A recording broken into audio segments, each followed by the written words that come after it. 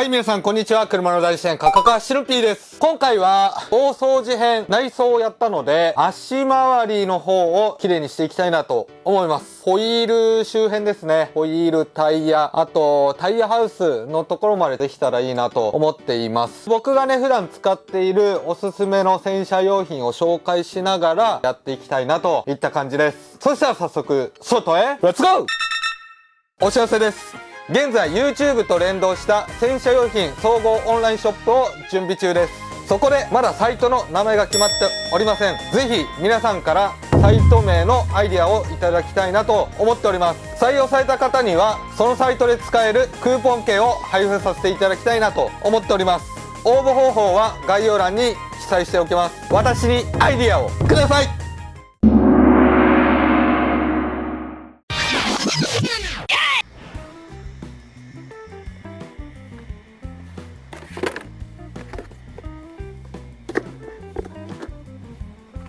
はい、そしたら足回り編ということで、この車の足回りを洗っていこうかなと思います。明らかにね、前後で汚れ方も違います。前の方がやっぱりブレーキダストがすごい。で、後ろも汚れているは汚れているんですけど、やっぱ前の方が茶色い汚れがひどいですね。前側ですね。洗いがいがあります。これが後ろ側です。いいですね。そしたら実際に使ってるものを紹介しながら洗っていきます。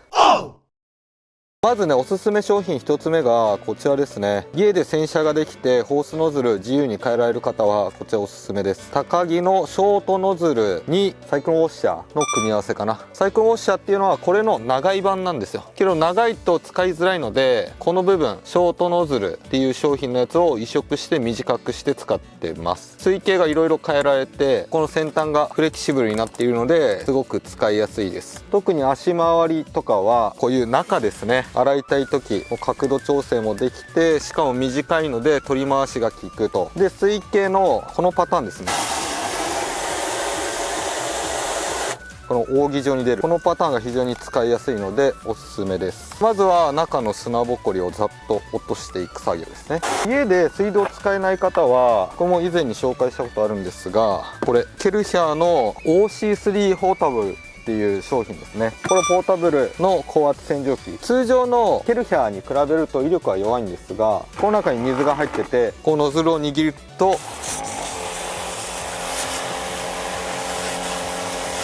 ういった感じで水道水よりは強いですね。洗車場に持ってって使うのもありなのかなとは思います。今回はこちらを使って洗っていきます。まずは汚れを落とす作業ですね。水で落とせる汚れは先に落としましょうという感じです。意外に落ちないんですよね。これが落ちてるようで、水圧だけじゃなかなか落ちないと。で、この汚れをちょっと柔らかくっていうか、浮かび上がらせるっていうか、そのためにオイルクリーナーを使用します。僕今はもうこれですね、コホケミのマジカルホイールクリーナーっていう商品をよく使っております。いいところはストロークが長いです。一回スプレーした時のストローク結構出てくれる。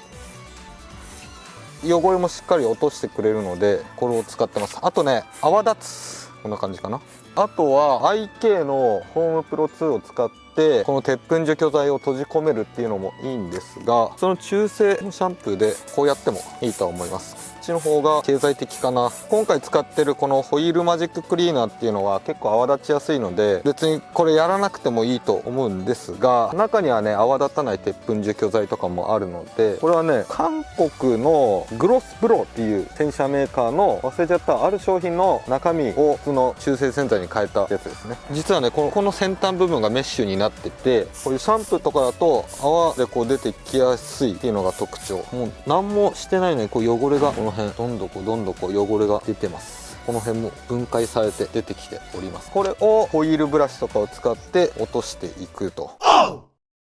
ホイールブラシ、今回一応2種類用意してるんですが、モンスターサーベス、これプロスタッフの商品ですね。あとは奥まで洗えるホイールモップ、これウィルソンです。これが一応僕の中ではおすすめの商品かな。奥まで洗いたい場合はモンスターサーベス、なおかつホイールの隙間がない時ですね、こっちの方が細くなるのでおすすめです。あとはもうオールマイティに使えるのがこのウィルソンの奥まで洗えるホイールモップですね。すごい泡立ちやすいのでおすすめです。もうちょっと長かったらいいなとは思うんですが、こちらを使使って洗っていきます。入ればこの奥まで洗えるホイールモップがいいかなと思います。もうメインはこういう側面を洗うのではなく奥を洗うのがメイン。このホイールブラシにホイールマジッククリーナーを塗布してやってあげるとより泡立ちやすいですね。こういう隙間入る入らないがあるので入るところですね。ホイール洗う時こう正面でこうただ洗うのではなく入る隙間がちょっと離れて次ここなんですよね。そうするとこの間が洗えないので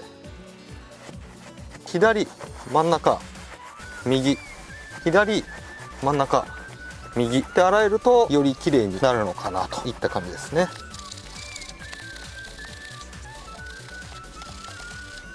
この商品曲がります。なのでこのスポークの裏こういうところも洗えるので、そういう場合は一旦一周した後に裏だけを洗いますよと。一回洗ったら次バケツでバシャバシャやってきれいにして水をたくさん含んでもう一回。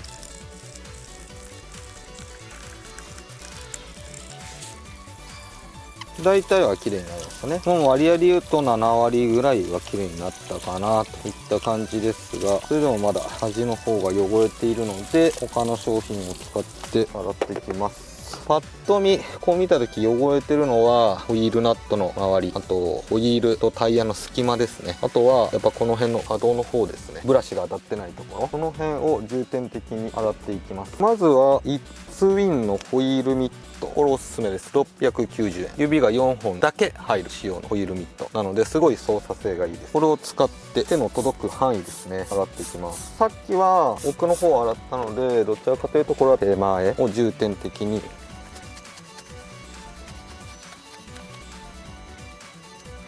こういう感じで、もう一つねおすすめのやつあるんですよ。このホイールとかだったらもっといいような気がする。どこで売ってんだろう。視聴者さんにもらったやつなんですが、マイクロファイバー素材の手袋ですね。ニトリルグローブを中につけてあげて水を含ませる。ここにシャンプーですねつけてあげてこう洗ってあげる。結構ね細かくこれは洗えます。操作性ももちろんね指なのでめちゃめちゃいいです。難点はちょっとやっぱホイールが硬いのでゴツゴツするっていうところぐらいだから、あんまね思いっきり手を突っ込んだりすると痛いかもしれない。もしくはブラシとかもかなりおすすめです。これソフト99のブラシです。これを使ってお腹の方とかさっきのでも届かないようなところだけをやってあげるとかね、これもおすすめです。結構ホイールって形状がまちまちなので一概にねこれが絶対いいですよって言えないんですよ。絶対のものがない。それがねまたね難しくて面白いところではあるんだよね。けど皆さんはだいたい車1台もしくは2台の所有なので、そうなると自分に合ったものを選べばいいのかなっていう。僕とか何台も洗う時は大変ですね。それこそ何種類も持ってないとこれには合わないとか全然あるんですよ。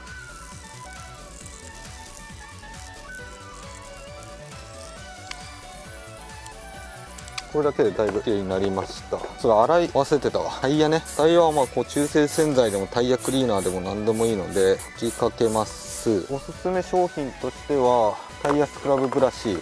ィテールファクトリーですね。これ腰も結構ちょうどよくて使いやすいんですよ。洗い流します。こんな感じですね。あとこう中洗いたい人、僕も洗いたい派なんですが、で僕なんかはイッツウィンのホイールミットこれ2個持ってます。なので使い分けをしてますね。この手前のねプラスチックの部分だけでも全然いいと思います。樹脂の部分あんま奥までやってもすぐまた汚れちゃうし、意外に砂ぼこりがついてるだけでそんな汚れてなかったりもするので、奥まで手突っ込んでもいいんだけどこの手前の樹脂ぐらいでやめておいた方がいいかなと。楽ですね。どうしても砂とかがミットに付着するのでこうグリ玉でミットを洗ってあげると、今もう結構すでにね下の方に砂とかはね溜まってると思います。洗い終わったら流す。でさらにしっかりやりたい人とかは一回拭きます。ホイールはね拭いた方がいいですよ。洗い終わったら可能な限り。もちろんこの作業で手間だし、人によってはいやボディ以外はいいですよっていう人もいると思うので、そこはまあ個々の判断になると思うんですが、ホイールは拭かないと意外に汚れもわからないし、すら茶色くなってます。で人によってはもっと茶色くなってる人もねいると思うんです。それは洗い残しなので次しっかり洗おうとかね意識持てるので、ここである程度拭いていきます。さらに今回はツヤ感を出したいので一工夫したいのでね、拭くとさらに綺麗になるんです。けども、結構ねホイールクリーナーによってはパツパツ感が出ちゃうので、時間がある人はねこちらリアクリーンワックスウォッシュのリアクリーン、これで軽く磨いてあげるって感じ。濡らして固く絞ったクロスにつけます。さっきのマイクロファイバー手袋でも良さそう。こう端の方にちょっとつけてなじませて、これで手の届く範囲ですね、そういうところを軽く磨いてあげる。そうするとまだ汚れが出てくるんですよ。やる箇所としてはもう見える範囲ですね。手の届く範囲、見える範囲で十分だと思います。ぐるっと一周したら新しいクロスを用意して濡らしてこう拭き上げるっていう感じかな。なんでリアクリーンなんだっていうところなんですが、作業性がいいっていうところ。ちょっと一個一個磨くっていう作業めんどくさいと思うんですよけど、ワックスウォッシュのリアクリーンはかなり微粒子のコンパウンド入っているので、ちょっとした汚れにも対応してくれるし、なおかつシリコンオイルですね入っているので滑りがいいんですよ。そうすると作業性がすごい良くなる。摩擦抵抗も減って傷も入りにくいし、なおかつ施工性がすごくいい。時間がある方はこれをやってあげるとさらに綺麗になります。いやそんな時間ないよっていう方はこの後コーティングですね。最後コーティングなんですが、今もう拭き上げちゃったんですが、もうめんどくさいよっていう方はこう洗い終わって濡れてる状態でジオンのウエットコート、これを吹きかけます。洗い流す。でこれだけで撥水するんですよ。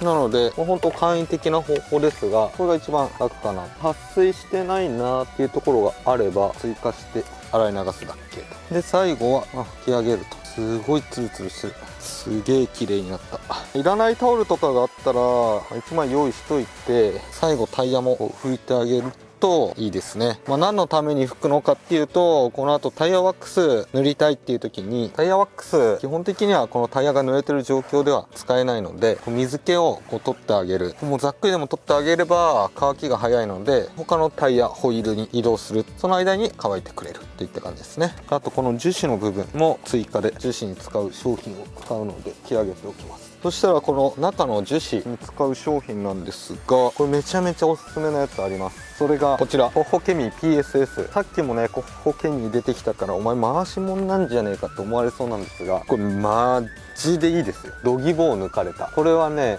近々動画にしたいなとは思ってるんですが、本当にね革命児。こいつは革命児。いろんな商品使ってきてまあいいよな、使いやすいよなみたいなのがある中、こいつはちょっと飛んだね。そこら辺はね今後詳しくやりたいなと思うんですが、自然なツヤ感が出てすごい水はじきがいいっていうのがこの商品の特徴かな。誰でも簡単に使えるっていうところ。ちょっと実際に使ってみよう。使ったことある人ならそれはね間違いないっすっていうのね分かってくれると思うんだよね。特にまた外装編でちょっと出したいなと思うんですが、ワイパーの下の樹脂パーツとかにおすすめです。使い方としてはコメリの使い捨てクロスに染み込ませて使います。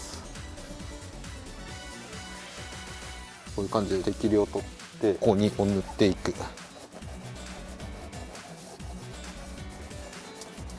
ただそれだけ。塗り込むように塗った方が僕はいいかなと思ってますね。まだ汚れてるもんね。けどすごいのよ、黒々しくなった。すげえいい感じで黒くなるんですよね。でめちゃめちゃなんかギラつくっていう感じはなくて自然な感じ。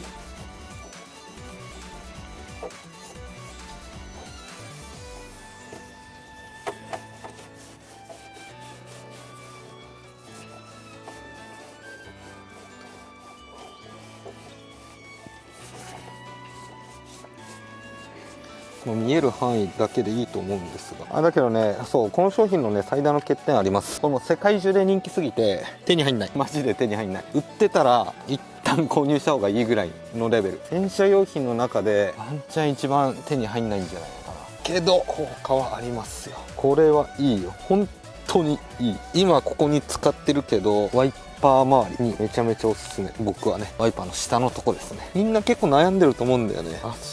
ここにも持ってこいですよ。こんな感じかな。いいと思います。で最後にタイヤワックス。なんだかんだ前のコメリのタイヤワックスとかも良かったけど、やっぱ僕はシュアラスターのタイヤワックスにソフト99のピタスポというスポンジを使って塗っていくと。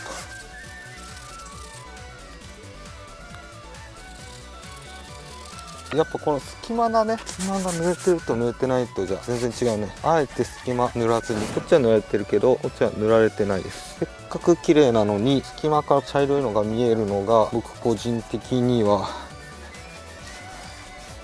ちょっと嫌なので、こういうピタスポで隙間を塗っていくと、これだけ全然違うもんね。で最後僕はこのタイヤワックス用のクロスっていうのを持っているので、ここで拭いてなじませてあげると、そうするとより自然な感じになりますね。いいね。前のタイヤだけめちゃめちゃ綺麗。はい、とりあえずこんな感じで終わりなんですが、明らかに前の足回りだけ綺麗になりました。後ろはまだやっておりません。すごいね、このギャップ全然違うわ。ピッカピカ。このブレーキディスクですね、ホイールクリーナーを使うと大体このように錆びます。なので必ず車運転する時ブレーキテストをしてキーって音鳴るんですよ。けど、ブレーキ踏んでるとこれが削れてって普段通りになるので、一旦ねブレーキテストをしてください。ちなみに1本のホイール洗っただけでバケツの中はこんだけ真っ黒です。そこがどうなってるか見せたい。こんな感じで砂とかが溜まっております。グリ玉を使えばこれがね舞い上がってこないの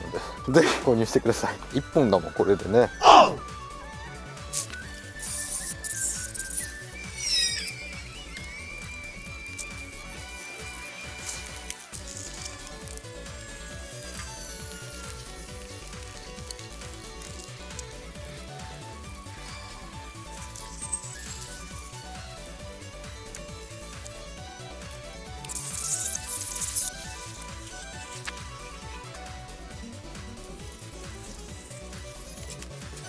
どんな洗車慣れてる人でも、特にホイールは完璧に綺麗になってる人なかなかいません。なので僕はちょっとした汚れはもうタオルで拭いちゃったりもしています。乾かないとわからない汚れみたいのが結構あったりするんですよ。そういうのはもうしょうがない。なので一回拭き上げを入れたりします。そっからウェットコートとかを使ってコーティングをしてあげる。それでもちょっと落ちないような汚れがある場合はやっぱリアクリーンとかを使ってやってあげる。リアクリーンのいいところっていうのは超微粒子コンパウンドが入っていて、ただのコンパウンドじゃんって思う人も中にはいると思うんですが、そうじゃなくて塗装面にも優しいし、僕はそれよりかは施工性がめちゃめちゃいい。もっと追い求めればもっと細かいのもしかしたらあるかもしれないんですが、このシリコンオイルだっけなが入ってることによってやっぱ滑りが良くなって作業性が高まってる。摩擦軽減もされてさらに傷つきにくくなってるんだと思います。施工性がねほんといいんですよ。これをねコンパウンドって言ったらね川上先輩に怒られそうなんですが、それだけじゃねえよってね補足入りそうですよね。それはなんかごめんなさいなんですが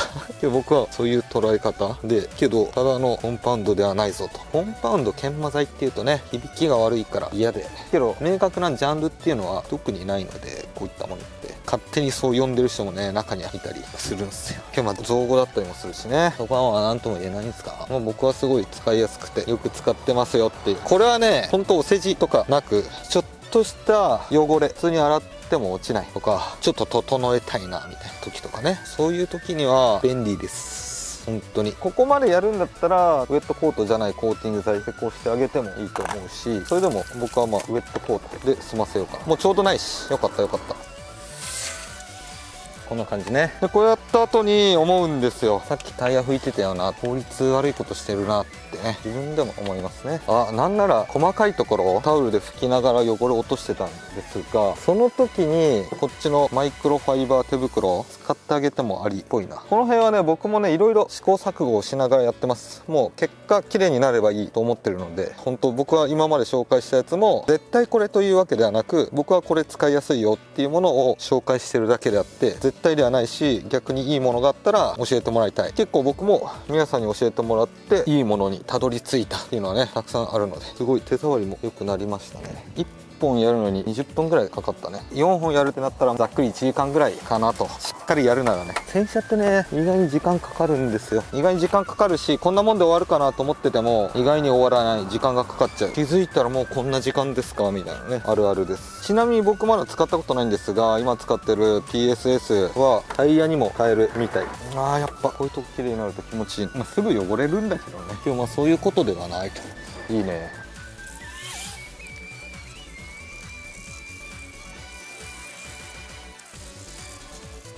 ははい、とりあえず一旦こんな感じで足回りだけですが綺麗になりました。全然違いますね。これから大一番ボディ、足回りが綺麗になるだけでも違うけど、やっぱボディがここまで汚れてるとボディやりたくなっちゃうよね。ボディは近いということで、黒いホイールなのでピッカピカで、しかも汚れてはいたけど傷みたいなのはなかったので、まだ拭き取れてないところあるけど、そんなゴリゴリに汚れてるっていう感じでもなく、タイヤハウスのところも綺麗にすることによって木側もね黒っぽくなってすごく見栄えもいいんじゃないでしょうか。あと1個ね気になったのがあったんだ。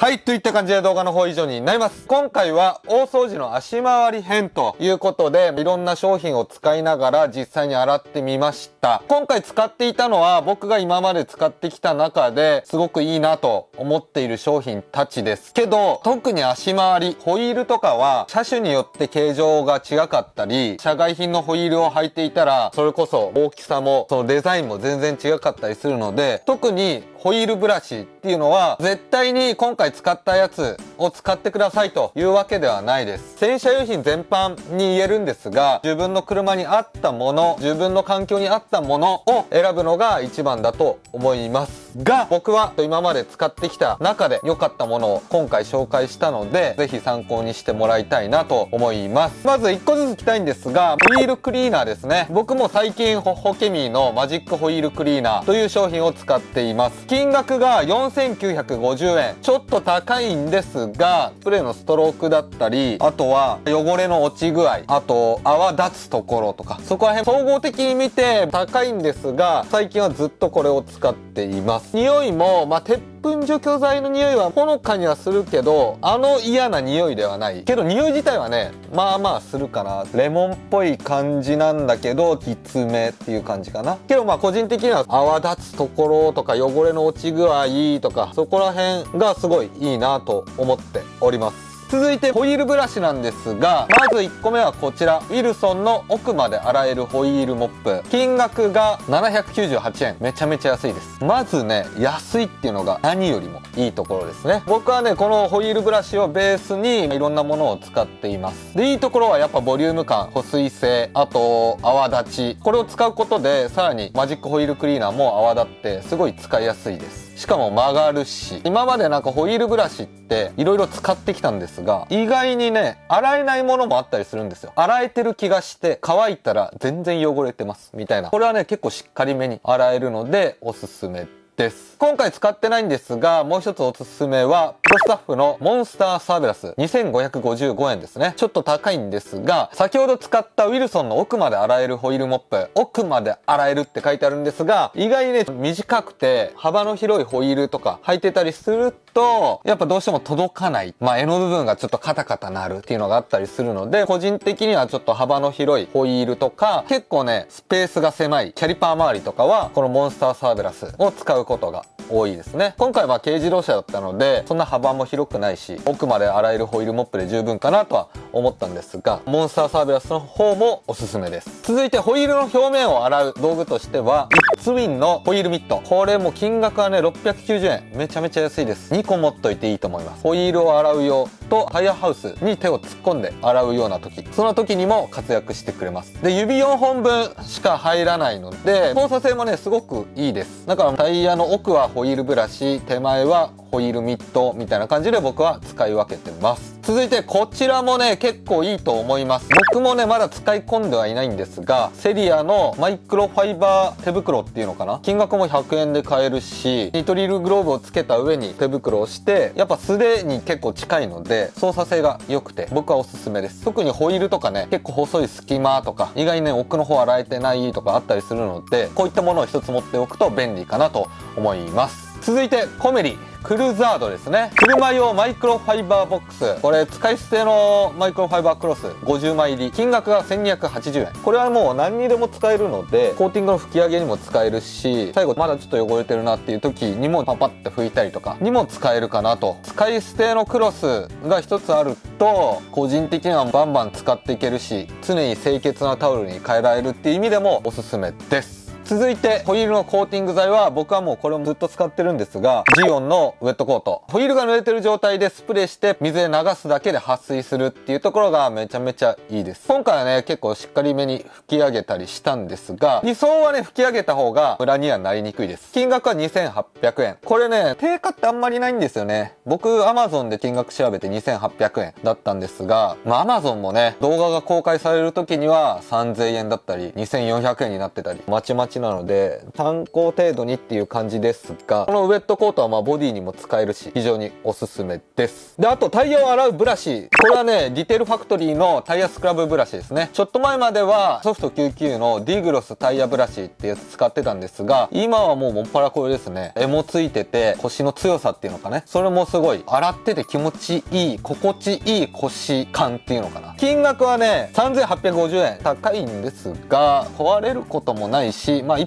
本持っといて損はないかなと思います。続いてこちら売ってないのよね。僕前サンプルとしてもらったやつなんですが、グロスブロのダストアウェイっていう商品のスプレーボトルですね。これに僕は中性洗剤を入れてスプレーした時に泡立つので、それで一緒に洗っちゃってるっていう。何にでも結構使ってますけどね、売ってないんですよ。似たようなものでいくとながら選手の脱脂シャンプーに付属されてるスプレーボトルとかは似てるのかなとは思ってます。今日握りやすさとこの硬さがね、グロスブロのねダストアウェイのスプレーボトルは個人的にはすごい使いやすいなと思ってます。輸入できたらいいなとは思うんだよね。スプレーボトルだけでも無理なんかな。調査してみます。で、あとはタイヤワックス、これも長いね。ドアラスターのタイヤワックス、耐久性はねそんなないんですが、ツヤ感が自然なのと、あと伸びがいいっていうところでずっとこちらを使ってます。あとなんか匂いも好き。金額が1815円なんですが、さっきね公式オンラインショップ見てたら 40% オフで800円ぐらいで売られてました。チュアラスターはねそういったセールがちょいちょいあるので、そういった時にね買うのがおすすめかなと思います。それとタイヤワックスを塗るスポンジはもうこれ一択ですね。ソフト99ディグロスピタスポ4個入りで858円。4個もいらないんですよ。かなり頑丈なので2個ぐらいで十分かなとは思うんですが、やっぱタイヤとホイールの隙間とかも塗りやすいですし、しっかり面で当たるこの湾曲してるのがねまた良かったり、あとサイズ感もねすごいいい、操作性がいいですね。もう何年も前から使ってます。1回なくなって復刻版新しくまた出てきて、またずっと使ってるっていう。いいものはいいです。なかなかねこれだっていうものに最近出会えてないですが、昔からいいものはずっといいですね。これを超えるような商品が出てきたらまた面白いなとは思っています。続いてホケミの PSS プラストスターシリコンフリー、これはね高いんですよ。5610円。ミ塗装樹脂の艶出し剤ですね。タイヤにも使えるみたいですね。これはね高いんですが、そうそう変ないっていうのと人気すぎて買えないっていうのがあるので、見つけたらぜひ1本買ってもらいたい。まだねちゃんと動画にしてないんですがめちゃめちゃいい。僕がここ最近で革命だなと、こんなん今までになかったなと思った商品の一つです。タイヤハウスのとこだったり、あと特にワイパー下ですね。これから大掃除の外装編やっていくんですが、そこでも使おうと思ってます。続いてワックスウォッシュリアクリーン、これはね下地処理として使ったんですが、やっぱね普通に洗っただけじゃ落ちないような水垢とか汚れとかがある時とかは、リアクリーンがおすすめかな。川上さんにもしかしたら怒られるかもしれないんですが、僕はめちゃめちゃ作業性のいい超微粒子コンパウンドだと思ってます。シリコンオイルが入ってるので作業性がいいっていうのが一番かな。しかも優しいっていうところ。みんなねやっぱコンパウンドっていうとうわってなるんですが、なんでだろうね。削るっていうイメージがあるのかな。けど超微粒子コンパウンドプラスシリコンオイルなので、よりねその傷つけるリスクっていうのを減らしてるし、滑りもいいのですごい作業性がいい。ただのコンパウンドだと滑らなくてね使いづらかったり、例えばホイール1本だったら結構こと足りるんですが、4本やるってなった時には作業性悪いなって思ったりするんですよ。だからそこパパッとできるこのリアクリーンっていうのはすごいおすすめです。金額はね3300円。なかなか売ってないんですよね。見つけたらぜひ購入してみてください。で、あとは高木のショートノズルとサイクロンウォッシャーヘッド部、これ2個ですね。サイクロンウォッシャーっっていう商品もあるんですよ。だけどそれだとちょっと長いので、ショートノズルとこのサイクロンウォッシャーのヘッドの部分を組み合わせて短いものとして使ってる。これも足回りもそうだし、洗車するのには僕今欠かせない、今年もしかしたらナンバーワンと言えるぐらいこれに出会ってよかったなと思ってます。金額がショートノズルの方が1540円、サイクロンウォッシャーのヘッド部分が1430円です。これもね最近人気でなかなか売ってないんですが、見つけたらぜひねこのワンセット買ってもらえればね、これの良さに気づくと思います。であと最後グリポケとグリ玉ですね。今回この紹介した商品とかを収納しておけるグリポケ、あと逆流防止効果がついているグリ玉、タイヤハウスとかオイルミットでこう洗って汚れます。それをちょっとシャカシャカ洗ったりね、どうですか。なんか最後ね宣伝みたいになっちゃったんですが、本当にこの2つの商品は僕個人的にこんなものが欲しいなと思って開発したものです。他にはない商品だと思っているので、ぜひ興味がある方は購入してみてください。年末ですね、車をね綺麗にしたいっていう方向けにね参考になればいいかなと思っております。時間で言うとね、だいたいねホイール1本僕は20分ぐらいかかりましたかね。なので4つやるってなるとだいたい足回り1時間半ぐらいかな。それぐらい見とけばだいぶ綺麗になると思います。なので皆さんぜひ挑戦してみてください。はい、とりあえず今回はこんな感じで動画の方以上になります。この動画が面白いなと思った方はぜひチャンネル登録と高評価お願いします。それではまた来週。